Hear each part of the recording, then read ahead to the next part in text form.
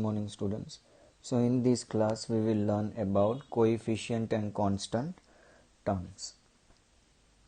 Now let us start our first topic, that is coefficient. What is coefficient?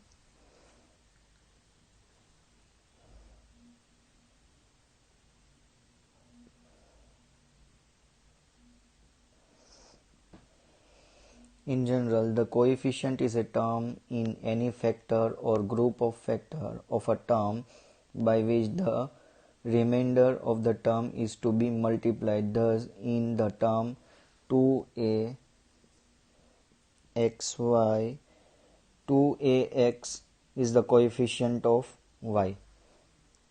तो अगर हमें y का coefficient find करना है तो जो रिमेनिंग फैक्टर्स है उसके वो उसका कोएफिशिएंट होगा. तो 2ax is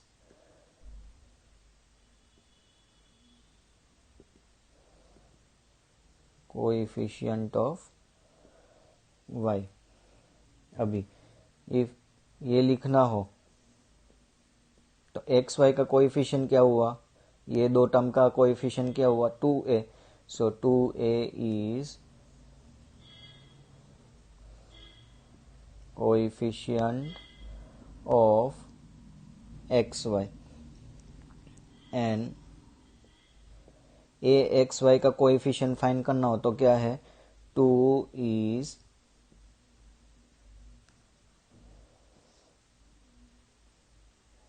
coefficient of axy. अगर हमें y का कोएफिशिएंट फाइंड करने बोला हो तो ये तीन उसके कोएफिशिएंट हो गए. अगर हम सिर्फ xy का बोला हो तो 2a उसके कोएफिशिएंट हो गए. और axy का कोएफिशिएंट फाइंड करना हो तो सिर्फ कौन सा है, 2, right.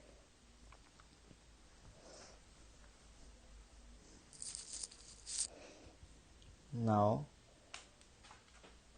the word coefficient is usually used in reference to the factor that is expressed in Arabic numericals.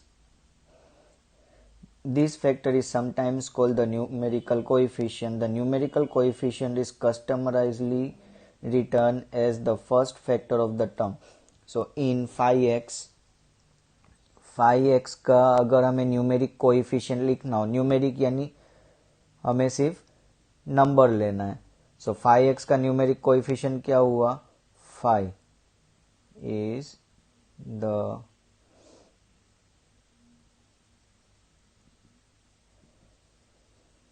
Coefficient of x, right.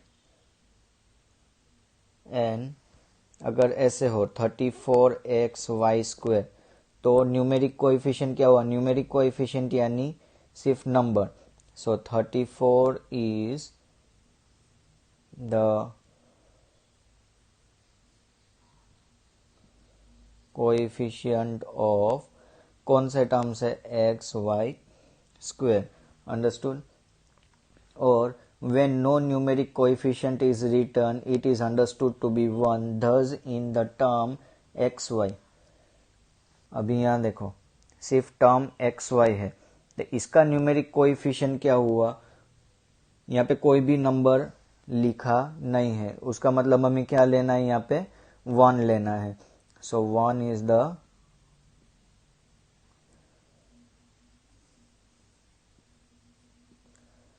Coefficient of xy. Understood. यहाँ पे कोई भी नंबर ना लिखा हो तो उसका न्यूमेरिक कोएफिशिएंट क्या हो जाएगा, 1, right.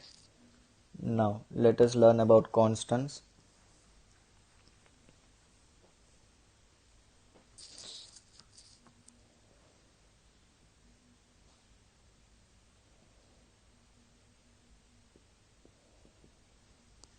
Constant, a term of the algebraic expression which has no algebraic factor involving variable or laterals, उसको बोलते हैं constants. अभी कोई भी एक एक्सप्रेशन ले ले, ax² प्लस ab प्लस 9. अभी द कांस्टेंट टर्म इज, यानी कांस्टेंट टर्म ऐसे टर्म को हमें लेना है जिसमें कोई भी अलजेब्रिक फैक्टर ना हो, यानी वेरिएबल ना हो, ये ABCD कुछ भी लिखा ना हो या फिर लेटरल्स ना लिखा हो, तो वो हमारा हो जाएगा कांस्टेंट। तो ये टर्म में कांस्टेंट क्या है हमारा, 9 इज अ कांस्टेंट। सिर्फ सिंपल नंबर लिखा हो उसको हमें कहना है constant, right. If it is written like this x square plus y square minus 7/2, तो इसमें कांस्टेंट क्या हुआ, -7/2। हमें इफ पॉजिटिव है तो यहाँ पे कुछ भी नहीं लिखना, इफ नेगेटिव है तो वो नेगेटिव लेके हमें चलना है। Is a constant. कांस्टेंट यानी सिंपल एक नंबर दिया होगा, उसके साथ कोई भी वेरिएबल होगा नहीं, that is our constant. Now let us continue from our exercise.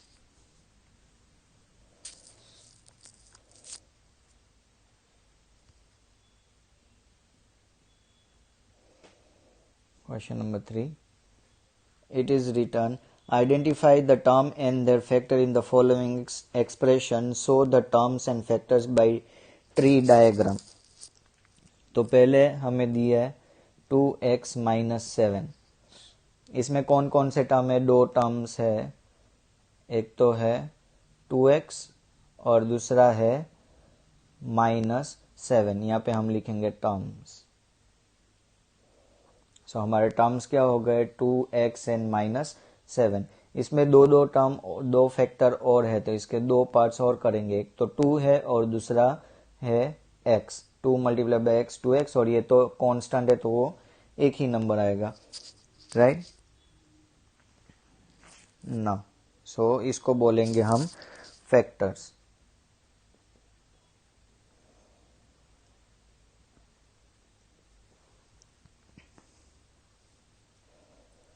Let us see another one.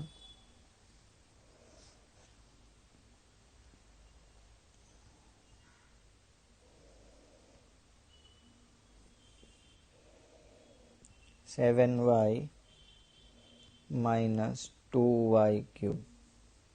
अभी इसके कितने फैक्टर्स है, 2 फैक्टर्स है। 7y is one term and -2y cube is another term. तो ये हो गए हमारे टर्म्स। इसके कितने फैक्टर्स है, एक तो 7 है और एक y है, ये हो गए हमारे फैक्टर्स। अभी इसमें भी फैक्टर्स है, कितने हैं, 1, और y कितनी टाइम्स है, 3 टाइम्स है, तो टोटल हमारे फैक्टर हो गए 4, राइट। एक तो -2 y and y. This is our answer. One more.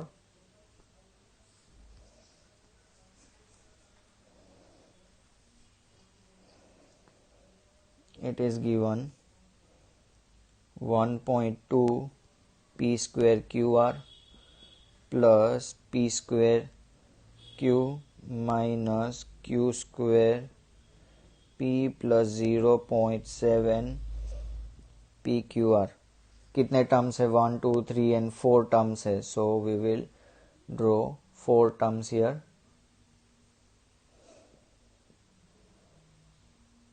(1.2 p square qr), then p square q minus q square p and 0.7 pqr, right. ये हो गए हमारे टर्म्स। अभी इसके फैक्टर्स, तो ये 1 2 3 4 and 5 factors, 1 2 3 4 and 5, that is 1.2 p कितनी बार है, 2 टाइम्स है,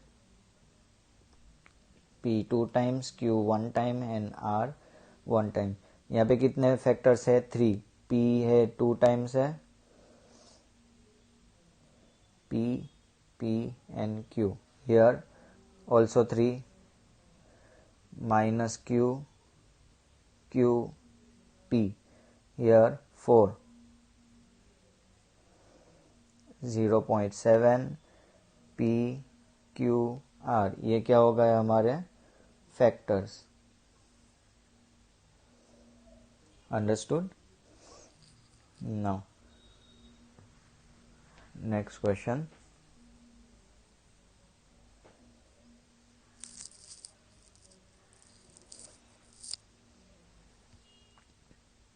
Question number 4. Identify the numeric coefficient of the term other than constant in the following expression. तो हमें क्या आइडेंटिफाई करना है, एक एक्सप्रेशन दी है उसमें टर्म्स आइडेंटिफाई करने और वो टर्म्स के न्यूमेरिक कोएफिशिएंट लिखने हैं हमें, बट हमें कांस्टेंट को कंसीडर नहीं करना है. तो first we will write expression, then terms लिखना है. टर्म्स में कैसे टर्म्स लिखने हैं, other than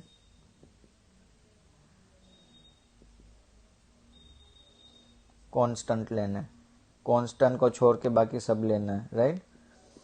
other than constant and coefficient we have to right.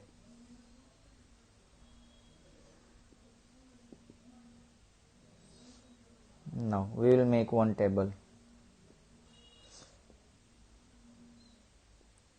First expression क्या है, 18 माइनस 6t स्क्वायर.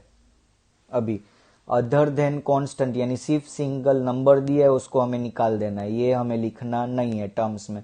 तो आएगा क्या, सिर्फ एक ही टर्म आएगा 6t स्क्वायर, और t स्क्वायर का कोएफिशिएंट क्या हुआ, numeric coefficient -6. This is our answer, right. Now next one is 1 plus 2t plus 3t square plus 4t cube.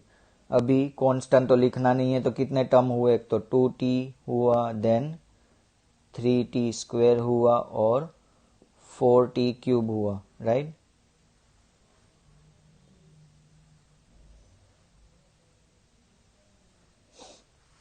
To T का कोएफिशिएंट क्या हुआ, 2. टी स्क्वायर का कोएफिशिएंट 3 एंड टी क्यूब का coefficient 4. Understood. One more.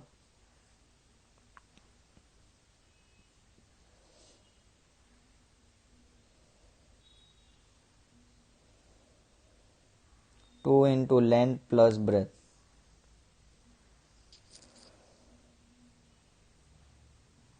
It is like this, 2 into length plus breadth.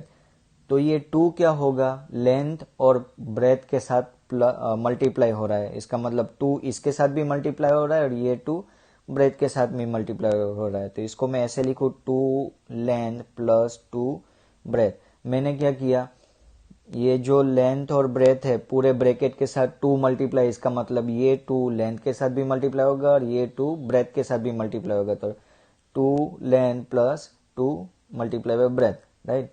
तो कितने terms हुए, 2 terms हुए, एक तो 2 इंटू लेंथ और 2 इंटू ब्रेथ. तो इसका कोएफिशिएंट क्या हुआ, 2, और यहाँ पे भी कोएफिशिएंट है 2. This is how we have to write. Understood. Now next question.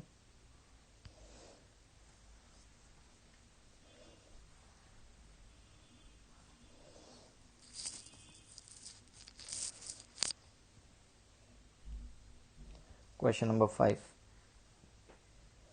उसमें 2 पार्ट्स है. क्वेश्चन नंबर 5 का a we will do first. Identify the term which contain x and give the coefficient of x. हमें ऐसा term लिखना है जिसमें x हो और वो टर्म का हमें लिखना है coefficient. Expression, then term with x and coefficient.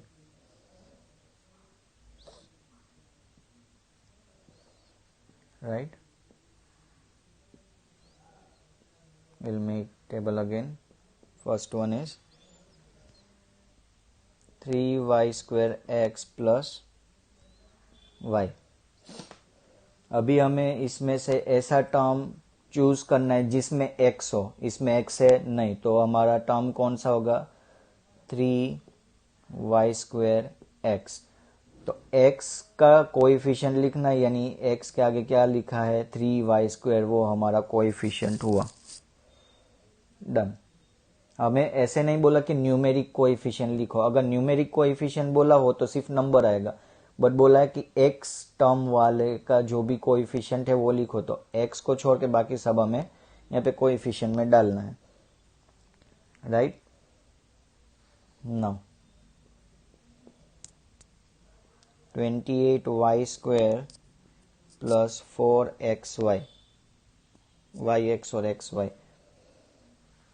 इसमें x नहीं है तो ये टर्म तो आएगा नहीं, इसमें x है, कौन सा है, 4xy, right.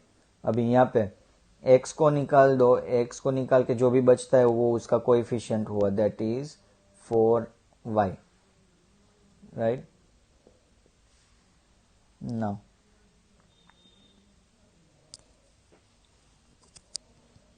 165 plus yz plus zx। 165 में x है, नो, yz इसमें भी x नहीं है, zx, तो zx is the coefficient, I mean term जिसमें x है, और इसका कोएफिशिएंट क्या हुआ, x को निकाल दो, सो z। Understood. Now let us move towards the second part of this question.